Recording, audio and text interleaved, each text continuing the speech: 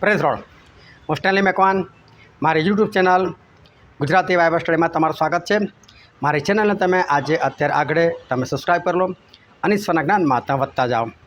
આજનો સંદેશો ખરેખર બહુ અદ્ભુત છે અને એવો સંદેશો છે કે બની શકે તમે એવો સંદેશો કદી સાંભળ્યો જ ના હોય। હું મારા સંદેશાના વખાણ કરવા નથી માગતો, પરંતુ બાઇબલની એક એવી ભેદવાળી વાત, એક એવી રહસ્યમય વાત કે લગભગ 99% લોકો એનાથી અજાણ છે। પાઉલ પ્રેરિત એફેસીઓની મંડળીને પત્ર લખીને એવું કહે છે, એક બાપ્તિસ્મા। અને આજે બધા લોકો એવું જ કહે છે, એક બાપ્તિસ્મા, એક બાપ્તિસ્મા, એક બાપ્તિસ્મા। પરંતુ તમને એક ભેદની વાત કહેવા માગું છું કે એ પાઉલે એ જ એફેસસના લોકોને એકથી વધારે વખત બાપ્તિસ્મા આપ્યું હતું। પાઉલે એકથી વધારે વખત બાપ્તિસ્મા આપ્યું। એવા લોકોને બાપ્તિસ્મા આપ્યું કે જે લોકો બાપ્તિસ્મા લઈને બેઠેલા હતા તો પણ એ લોકોને બાપ્તિસ્મા આપ્યું બીજી વખત। એટલું જ નહીં, પછી એ લોકોને જ પત્ર લખીને કીધું, જો ભાઈ એક જ બાપ્તિસ્મા, બીજા બાપ્તિસ્માની વાત નહીં કરવાની। એ રીતે એમને એક જ બાપ્તિસ્મા વિશે પાછું કીધું બી ખરું। શું પાઉલ જૂઠું કરે છે? શું પાઉલ કંઈ ખોટું કરે છે? અને શું પાઉલ બાપ્તિસ્મા આપીને એ લોકોના મોઢા બંધ કરવા માગે છે કે તમે કોઈને કહેતા નહીં કે મેં તમને બીજી વખત બાપ્તિસ્મા આપ્યું? ખરેખર આ વાત શું છે? અને આજે જે લોકો મોટેથી પ્રચાર એક જ બાપ્તિસ્મા, એક જ બાપ્તિસ્મા, એ ખરેખર શું છે? એ સગળી વાતો જાણવાના માટે આ વિડીયોને તમે આખો જુઓ।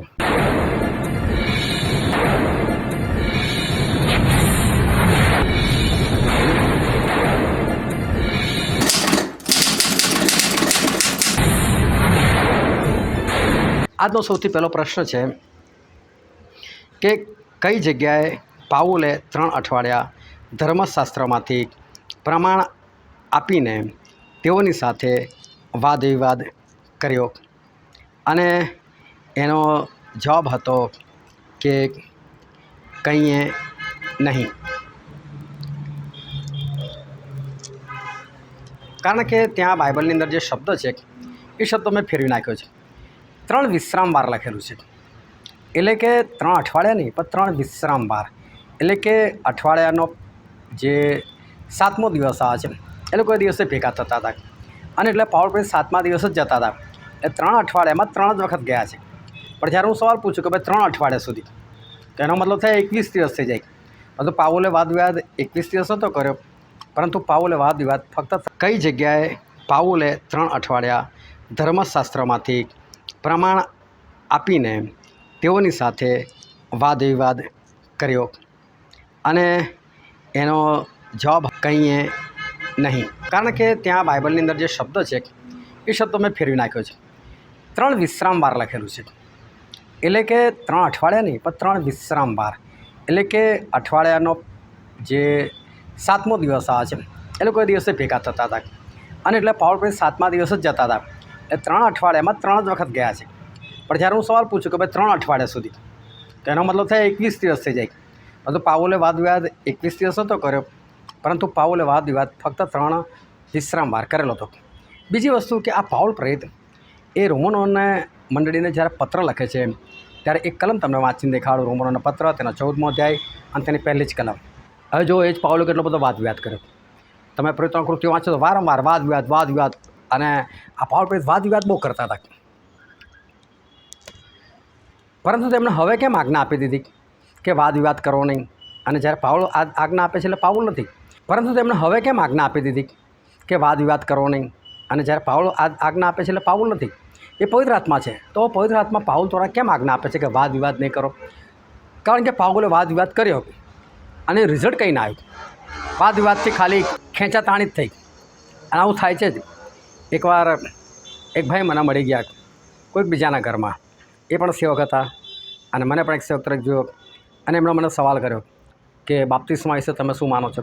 તો મારી પાસે બાપ્તિસ્માનું શિક્ષણ લખેલું ચોપાની હતું, મેં એમને આપી દીધું, હું આ રીતે માનું છું। એમણે ઉપર છેલ્લું જોયું, ઓહ પ્રેઝ રોડ, સરસ સરસ, મારી જોડે હાથ મિલાવા લાગ્યા। પછી મને કહે, સારું કે 10મા ભાગ વિશે તમે શું માનો છો? તો ઈશ્વરની કૃપાથી મારી પાસે 10મા ભાગનું પણ મેં એક ચોપાનું છપાયેલું મારી પાસે હતું, મેં એમને આપ્યું। એ બી એમણે ઉપર છેલ્લું જોયું, ઓહ પ્રેઝ રોડ। પછી મને કહે, તમે કદી મને મળવા માટે આવજો। હું ક્યાં આગળ રહું છું? એટલે એમણે શહેરનું નામ આપ્યું કે નડિયાદમાં રહું છું। તો નડિયાદ નહીં, તો મેં વારંવાર આવું છું। તો કે સારું, હવે જ્યારે આવો ને ત્યારે તમે મારા ઘરે ચોક્કસ આવજો કે છે। હું પણ ખુશ થઈ ગયેલો હતો કે અમે બે જાણે એક મનના થયા હોય એવું મને લાગેલું. હવે શું થયું કે એક દિવસ મારે ત્યાં જવાનું થયું, એટલે મેં આગલી રાતે એમને ફોન કર્યો કે ભાઈ આવતીકાલે મારે નડિયાદ આવવાનું છે, તો હું તમારે ત્યાં આવું, તમે મળી શકશો? એટલે એમણે મને કીધું આવતીકાલે કેટલા વાગે આવશો? એટલે મેં કીધું હું લગભગ 11 વાગે આવીશ. એટલે આમ તો મારે વહેલું જ જવાનું હતું, પણ મેં 11 વાગ્યાનો સમય એટલે આપ્યો કે કદાચ કોઈ લોકો મોડા ઉઠતા હોય, તો ત્યાં સુધી બીજે જે જગ્યા પર મારે જવાનું છે.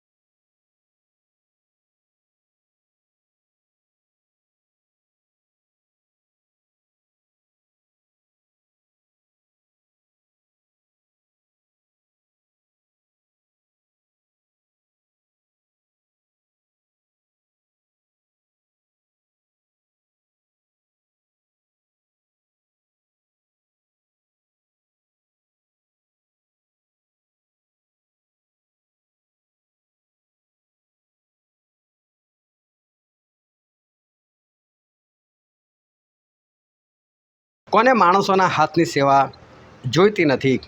અને એનો જવાબ છે દેવને. હવે કેટલા બધા સેવકો તો હું દેવનો સેવક છું, દેવનો સેવક. હું પણ બોલું છું હું દેવનો સેવક છું, દેવનો સેવક છું. પણ પ્રભુ તો કહે છે કે મને માણસોના હાથની સેવા જ નથી જોઈતી. લો, હવે પ્રભુને કોઈ માણસના હાથની સેવા ના જોઈતી હોય તો દેવના સેવક બનીને ફાયદો શું? તમે દેવની શું સેવા કરવાના? તો દેવને તો આપણી કોઈ જરૂર જ નથી, આપણી સેવાની જરૂર નથી. તો પછી આપણે દેવના સેવક કઈ રીતે? તેમને માણસોના હાથની સેવા જોઈતી નથી. અહીંયા જે સેવા જે શબ્દ છે એનો અર્થ એવો છે કે પ્રભુને પોતાને કોઈ સેવાની જરૂર નથી. હવે જો તમે તમને કદાચ માથું દુખે તો તમે કોઈને કહો હોય મારું માથું દબાય આપને. તો પત્ની છે તો પતિને કહો, પતિ છે તો પત્નીને કહો, બાળકોને કહો, બાળક હોય તો માતા પિતાને કે ગમે તો હોય. પરંતુ તમને હાથ પગ કે માથું દુખે તો કોઈ તમને દબાવી આપે, તમારી સેવા થઈ ગઈ. તમે કદાચ નિર્બળ થઈ ગયા, તમને હાથ પકડીને ટોયલેટ બાથરૂમ વગેરે લઈ જાય, કદાચ તમને નવડાવે, આ તમારી સેવા થઈ ગઈ. તમે કદાચ કોઈ હોસ્પિટલમાં દાખલ છો, ત્યાં તમારી સાથે આવીને રહે, તમારી સાથે બેસે, તમારું ખાવા પીવાનું દવા ગોળીનું ધ્યાન રાખે, ત્યાં તમારી સેવા થઈ. પણ આવું પ્રભુ શું તો કશું થવાનું નથી. દેવને તામાની કોઈ વાત બનવાની નથી એમની સાથે, તો એમની સેવા કોણ કરે? એટલે ખરેખર કોઈ માણસને દેવની સેવા કરી જ નથી શકતું. પરંતુ છતાં દેવ લોકોને નિમે છે, અને નિમે છે ને એમની પાસે શું કરાવે છે? માણસોની સેવા કરે છે. એમના માણસોની સેવા. હું ઈશ્વરની શું સેવા કરું? પરંતુ હું માણસોની જ સેવા કરું છું. એ કે માણસો છે ને, આમ તો મને ઘણા બધા લોકો, મોટાભાગના લોકો મને સાહેબ કહીને બોલાવે, સાહેબ. કોઈ મને સર કે, કોઈ મને સરજી કે, આ રીતે બહુ માનવાચક શબ્દથી બોલાવે મને. પરંતુ ખરેખર છે ને, હું છું તો એક નોકર જેવો છું. કારણ કે કોઈ એવું નથી કહેતું મને કે સ્ટેનલીભાઈ અમે તમારા ત્યાં આવીએ છીએ, તમે તો બહુ મોટા સાહેબ કહેવાઓ, તમે તો ઈશ્વરના સેવક છો, તમે સાહેબ કહેવાય, અમે થોડા તમને અમારા ઘરે બોલાવી શકીએ, અમે તમારા ઘરે આવ્યા છીએ, અમે ખર્ચો કરીને આવે છે. કોઈ નથી કહેતું. બધા એવું કહે, સાહેબ અમારે ત્યાં આવજો ને, અમને બાઇબલમાંથી શીખવાડજો ને, સાહેબ અમારે ત્યાં આવજો ને, અમારા માટે પ્રાર્થના કરજો ને. એ જ માણસો ડૉક્ટરને બી સાહેબ કહે, ત્યાં દોડીને જાય, ખર્ચા કરીને જાય. માણસ ઉઠાતું ના હોય તો સ્પેશિયલ ગાડી બોલાવે, પોતાની પાસે ના આવે તો એમ્બ્યુલન્સ બોલાવે, એમાં નાખીને ત્યાં જાય. અને ઈશ્વરનો સેવક હતો આવીને કહે છે. તો ખરેખર ઈશ્વરનો સેવક છે ને, એ ઈશ્વરની સેવા નથી કરતો, ઈશ્વરના લોકોની સેવા કરે છે. અને પછી ઘણા બધા લોકો શું કરે ખબર? લો સ્ટેનલીભાઈ, ફૂલ લઈને ફૂલની પાંખડી.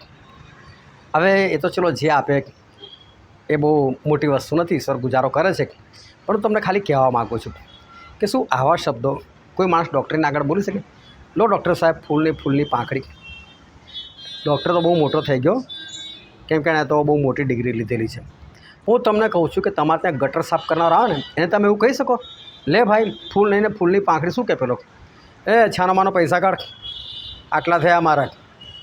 તમે એને પણ ફૂલ લઈને ફૂલની પાંખડી એવું તમે કહી જ નથી શકતા. પણ ઈશ્વરના સેવકને સાહેબ કરવાનું અને ફૂલ લઈને ફૂલની પાંખડીથી ચલાવવાનું. હવે વિચાર કરો કે આ દેવનો સેવક કઈ રીતે? આ દેવનો સેવક નથી, આ માણસોનો સેવક છે. આ માણસોની સેવા કરે, જે આપે એમાં સેવા કરે છે. પછી ત્રીજો પ્રશ્ન, કોણ એકલું યુહાનનું બાપ્તિસ્મા જાણતો હતો? અને એનો જવાબ છે અપોલોસ. હવે અપોલોસ જે છે એ એક ઈશ્વરનો સેવક હતો અને એ બાઇબલનો તો બહુ જબરદસ્ત પારંગત હતો. બાઇબલ બહુ જબરદસ્ત જાણતો હતો. હવે એણે તો સુવાર્તા એવી પ્રગટ કરીને એવી રીતે બોલતો હતો, લોકોના તો મોડા બંધ થઈ જતા હતા. પણ ત્યાં આગળ એક પતિ પત્ની હતા. એ લોકોએ અપોલોસનું બધું સાંભળ્યું, બધું જોયું, બધું સારું છે. પરંતુ એક વાત એમને ખબર પડી કે આટલો બધો જાણકાર છે ખરો, પરંતુ છતાં એને બાપ્તિસ્માની જાણ નથી. બાપ્તિસ્મા ખરેખર કેવું હોવું જોઈએ, કોનું હોવું જોઈએ, કેવી રીતે હોવું જોઈએ, એ અપોલોસને નથી ખબર. એવું આ લોકોએ જાણી લીધું. એ લોકોને એટલી જ ખબર પડી કે આ અપોલોસ એ બાપ્તિસ્મા જાણે છે જે યોહાન બાપ્તિસ્મા કરનારે શરૂ કરેલું હતું. એના વિશે જાણતા હતા. એ સિવાય બીજું કશું એમને નથી ખબર. હું તમને કહું છું, તમે ભલે બાઇબલમાં પારંગત હોવ, તમે કદાચ 10-15 વખત બાઇબલ વાંચેલું હોય, બની શકે તમે બાઇબલ કોલેજ કરેલી હોય, પરંતુ ખરેખર સાચું બાપ્તિસ્મા શું છે ને એ તમે ના જાણ્યું હોય એવું બની શકે. અને માટે હું તમને કહું છું, આ છેલ્લા સમયની અંદર ખરું બાપ્તિસ્મા શું છે, કોણે લેવું જોઈએ, ક્યારે લેવું જોઈએ, કેમ લેવું જોઈએ, કઈ જગ્યાએ લેવું જોઈએ, આ બધા પ્રશ્નોના જવાબ આ વિડીયોની અંદર છે. આ વિડીયો તમે જોજો, 1.5 કલાકનો છે, પરંતુ ખરેખર તમારા માટે બહુ મહત્ત્વપૂર્ણ છે. તમારા જ્ઞાન પર ના જશે. બની શકે તમે બાઇબલનું બીજું બધું જ જાણતા હો, પરંતુ આ બાપ્તિસ્મા વિશે ના જાણતા હોય, જેના કારણે તમારી પાપોની માફી અટકી પડેલી હોય, પવિત્ર આત્મા તમારી અંદર ના આવતા હોય, છેલ્લે ઘડી તમે નર્કમાં જાઓ. અને માટે આ વિડીયોને ખાસ જોજો, ખાસ જોજો. આ મારી તમને નમ્ર અપીલ છે ને વિનંતી પણ છે. તો અપોલોસ બહુ બધું જાણતા હતા, પારંગત હતા, પણ બાપ્તિસ્મા વિશે નહોતા જાણતા. પછીનો સવાલ છે, બંધનો તથા સંકટો તારી રાહ જુએ છે એવી સાક્ષી કોણ આપતું હતું? અને એનો જવાબ છે પવિત્ર આત્મા. પાઉલ પ્રેરિત લોકોને કહે છે કે જો ભાઈ, બંધનો અને સંકટો તો મારી રાહ જુએ જ છે કે છે. અને આવું મને પવિત્ર આત્મા કહે છે. હું જે શહેરમાં જાઉં ને ત્યાં મને પહેલેથી કહે, જો બંધનો આવશે, જો સંકટો છે. એટલે ઈશ્વરનું કામ આસાન નથી. બંધનો તમને બાંધીને લઈ જવામાં આવે, તમને જેલમાં પૂરવામાં આવે, ગમે તે થાય તમારી સાથે, તમારા સંકટોમાંથી પસાર થવું પડે. તો પાઉલ પ્રેરિત કહે છે, મને તો પવિત્ર આત્મા એડવાન્સમાં કહી દે છે. પણ એનો અર્થ એવો નથી કે હું ત્યાં નથી જતો. હું તો પણ ત્યાં જાઉં છું. ભલે સંકટ હોય તો શું છે, બંધનો હોય તો પણ શું છે. પવિત્ર આત્મા એવું નથી કહેતા બંધન સંકટ છે માટે ના જતો, એવું નથી કીધું. એટલા મૂર્ખામી નથી. પવિત્ર આત્મા એવું કહે ને કે બંધન સંકટ છે, જતો રહીથી ના જઈશ તો વસ્તુ અલગ છે. પણ ખાલી પવિત્ર આત્મા એટલું કહે છે કે બંધનો સંકટો છે તો જવું જોઈએ.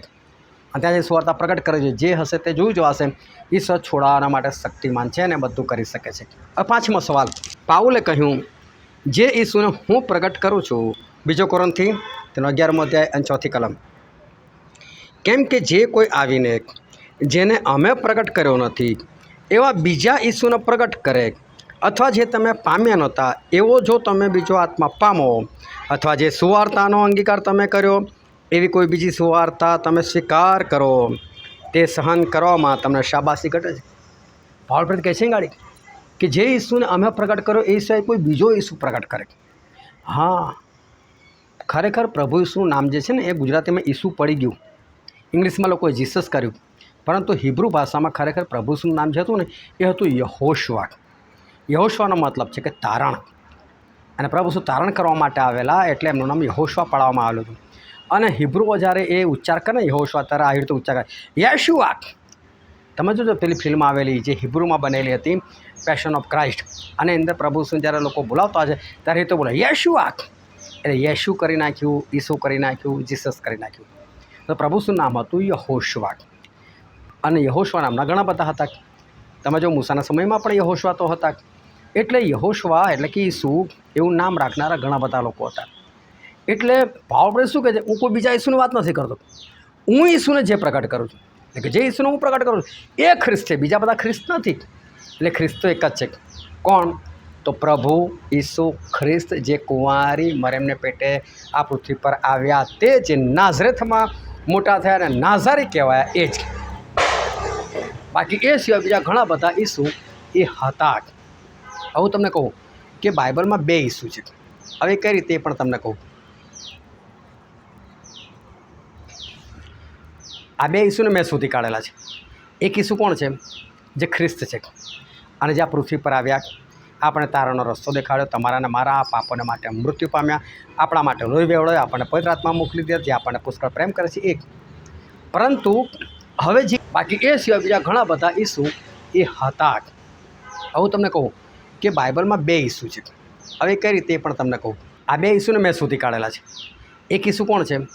જે ખ્રિસ્ત છે, અને જે આ પૃથ્વી પર આવ્યા, આપણે તારાનો રસ્તો દેખાડ્યો, તમારા ને મારા પાપોને માટે મૃત્યુ પામ્યા, આપણા માટે લોહી વેવડાવ્યો, આપણને પવિત્ર આત્મા મોકલી દે, જે આપણને પુષ્કળ પ્રેમ કરે છે. એક પરંતુ હવે જે ઈસુ આવવાના છે એ આ ખ્રિસ્તવાળા ઈસુ નથી આવવાના. ખ્રિસ્ત એટલે બચાવનાર. હવે જે ઈસુ આપણને લેવા માટે આવનાર છે ને, એ તો ઈસુ જજ છે. એ ખ્રિસ્ત નથી, બચાવનાર નથી.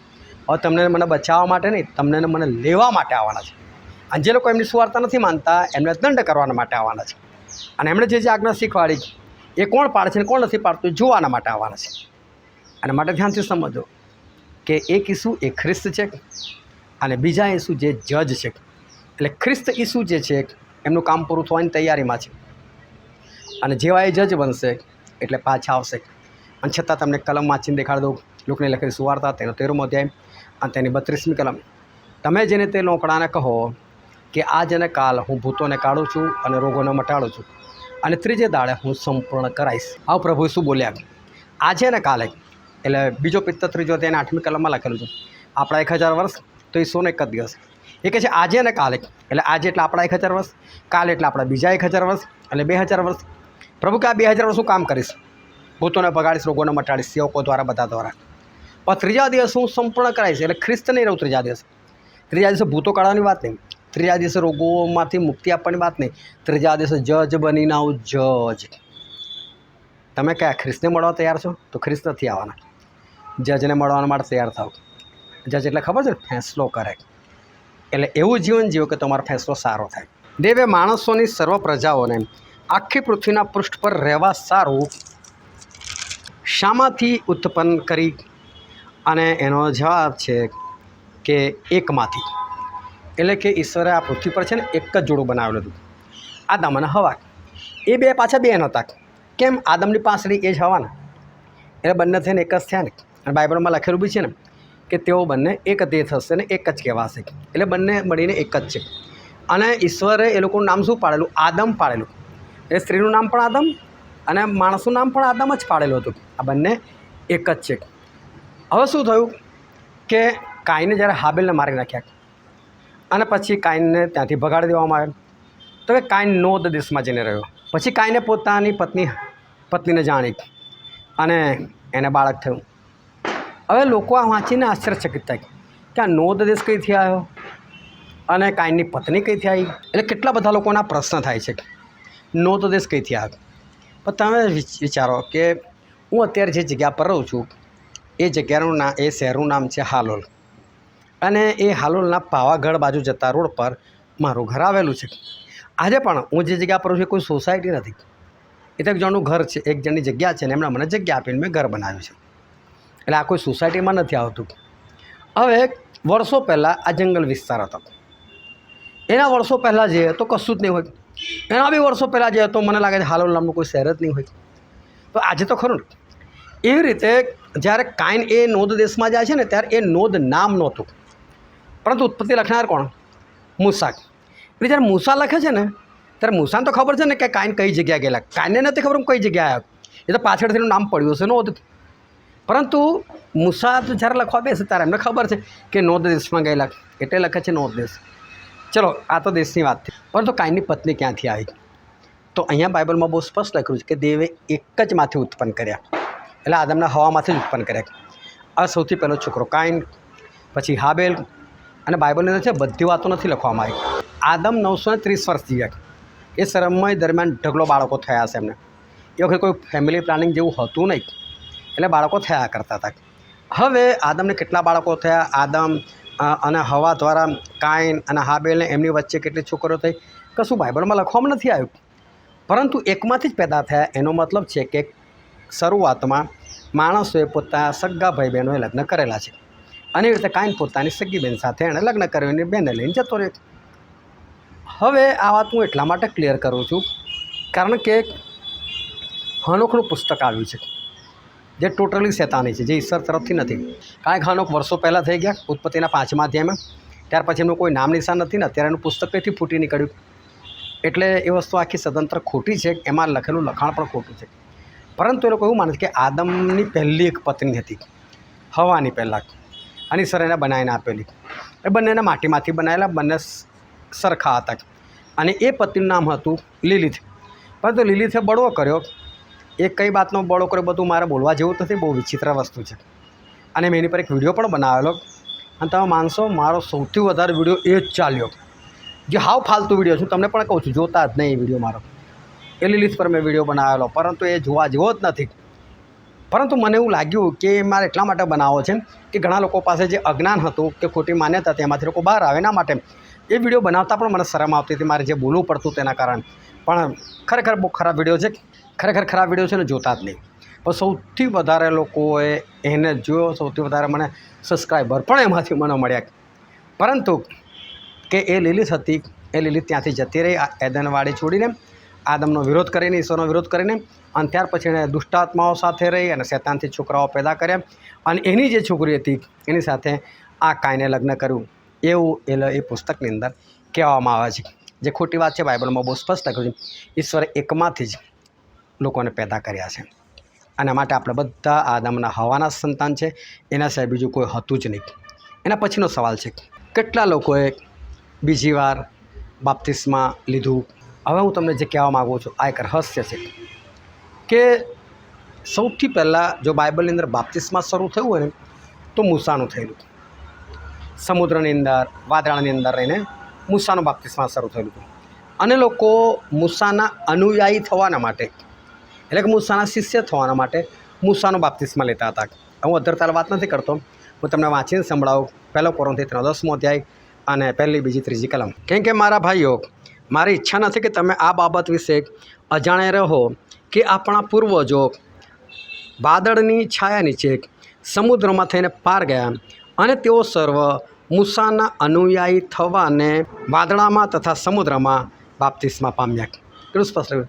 મૂસાના અનુયાયી થવાના માટે, મૂસાના શિષ્ય થવાના માટે એ લોકો વાદળામાં અને સમુદ્રમાં બાપ્તિસ્મા પામ્યા. તો સૌથી પહેલું બાપ્તિસ્મા શરૂ થયેલું મૂસાનું. એટલે યુહાન જ્યારે બાપ્તિસ્મા કરે છે ને, યુહાન બાપ્તિસ્મા કરનાર, ત્યારે કોઈ એવો નહોતો પ્રશ્ન કર્યો કે ભાઈ બાપ્તિસ્મા એટલે શું, આ પાછી કઈ વિધિથી શુદ્ધ થયેલા, કોઈ નહોતું કીધું. એ બાપ્તિસ્મા ચાલતું આવતું હતું. હવે યુહાને પોતાનું અલગ બાપ્તિસ્મા શરૂ કર્યો. પોતાનું એટલે ઈશ્વરે જે કીધું એ પ્રમાણે એમનું બાપ્તિસ્મા હતું, પસ્તાવાનું બાપ્તિસ્મા. ત્યાર પછી પ્રભુ ઈસુ એ જ્યારે સ્વર્ગમાં ચડી ગયા ત્યારે શિષ્યોને એમણે બોલાવ્યા. અને શિષ્યોને બોલાવીને કલમ તમારે આગળ વાંચીને બતાવો. માથે લખી સુવાર્તા તેનો 28મો અધ્યાય અને તેની 18 અને 19મી કલમ. અને ઈસુએ ત્યાં આવીને તેઓને કહ્યું કે આકાશમાં તથા પૃથ્વી પર સર્વ અધિકાર મને અપાયો છે. એ માટે તમે જેને સર્વ દેશનાઓનો શિષ્ય કરો, બાપ તથા દીકરા તથા પવિત્ર આત્માને નામે તેઓને બાપ્તિસ્મા આપતા જાઓ. સ્પષ્ટ લખ્યું. આ પ્રભુ ઈસુએ બાપ્તિસ્મા શરૂ કર્યું. મૂસાનું બાપ્તિસ્મા યુહાન દ્વારા કેન્સલ થયું અને યુહાનનું બાપ્તિસ્મા પ્રભુ ઈસુ દ્વારા કેન્સલ થયું. હવે શું થયું કે પાઉલ એફેસસમાં જાય છે તો ત્યાં 12 શિષ્યો મળે છે. પ્રભુ ઈસુની સુવાર્તા પ્રગટ કરતા હતા. પરંતુ પાઉલ જુઓ છો, મેં આ લોકો પાસે પવિત્ર આત્મા દેખાતો નથી. પણ શિષ્યો સારા હતા, સરસ રીતે વાત કરી. હલો બાળકો, તમે જ્યારે વિશ્વાસ કર્યો ત્યારે તમે પવિત્ર આત્મા પામ્યા?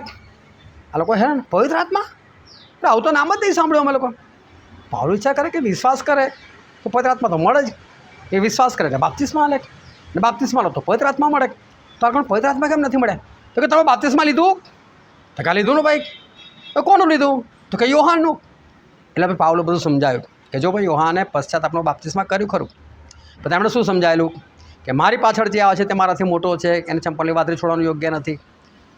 આ બધું સમજાયું. તો કાકો સમજ પડે, હા યાર આપણે તો આ બાપ્તિસ્મા લીધું જ નથી પ્રભુ શું વાળું. તો એ લોકોએ ફરીથી બાપ્તિસ્મા લીધું. યોહાનનું લીધેલું હતું અને આ ફરીથી લીધું. અને પાઉલે એ લોકોને બાપ્તિસ્મા પામવા દીધા. એ લોકો 12 જણા હતા. અને એ જ એફેસસને પત્ર લખીને પાઉલ શું કહે છે? એક જ બાપ્તિસ્મા. હવે જો એક બાપ્તિસ્મા, ત્યાં ખરેખર શબ્દ એવો છે, એક પ્રભુ, એક વિશ્વાસ, એક બાપ્તિસ્મા. એકમાં છે ને એક એટલે એકડ એક, અને એકનું બીજો થાય આપણે બધા એક છે. આપણે કે આપણે બધા એક છે, તો એ એક એટલે એકડ એક નહીં. એવી રીતે ગ્રીક ભાષાની અંદર 2 શબ્દ છે, યેખેદ, ય, એખેદ એટલે એકડ એક, એખેદ યાની જગ્યાએ અ આવી જાય, એખેદ એટલે આપણે બધા એક છે એ વાળું એક, અને ત્યાં એક બાપ્તિસ્મા માટે જે શબ્દ વાપર્યો છે એ છે એખેદ. એટલે એક બાપ્તિસ્મા એટલે એક જ બાપ્તિસ્મા. કયું તો કે સાચું. અને બાપ્તિસ્મા કેવું તો એ જાણવા માટે આ વિડીયોને જોજો. પહેલાં પણ મેં તમને દેખાડ્યું કે આ વિડીયો તમારું જીવન બદલી નાખશે. તમને નરકમાંથી સીધા સ્વર્ગના ભાગીદાર બનાવી દેશે જો એને તમે ઈમાનદારથી જોશો તો. અને જુઓ અને તમે આના વિશે નથી જાણતા તો તમે નરકના ભાગીદાર બનશો. એ વાત બી એટલી જ પાક્કી છે, કારણ કે આની અંદર એક સત્ય વાત પ્રગટ કરેલી છે. તો પાવલ પ્રત્યે બીજી વખત બાપ્તિસ્મા આપી. કેમ? પહેલું ખોટું હતું. જો પહેલાં તમે 10 બાપ્તિસ્મા લીધા ને 10 ખોટા ને તો 11મું લેવું પડશે. 50 વખત લીધું હશે ને પણ 50 ખોટા હશે ને તો 51મી વખત લેવું પડશે. આટલું યાદ રાખજો. અને હું જે કહું છું ને એની વિરુદ્ધ તમે મને બાઇબલથી નહીં કહી શકો કશું. હા, કદાચ કોઈને વિરોધ કરવાનો મન થાય તો કરી શકે, પણ બાઇબલથી કોઈની તાકાત નથી કે આ બાઇબલમાં લખેલું છે. અને એટલા માટે હું તમને કહું છું, આ વિડીયો જોયા પછી તમે મને કહેજો કે કશું ખોટું બોલ્યો હતો. બધા બાઇબલના વચનોથી છે. પછીનો પ્રશ્ન છે, જે ટોળા પર કોણે તમને અધ્યક્ષો નિમ્યા છે તે સર્વ સંબંધી સાવધાન રહો.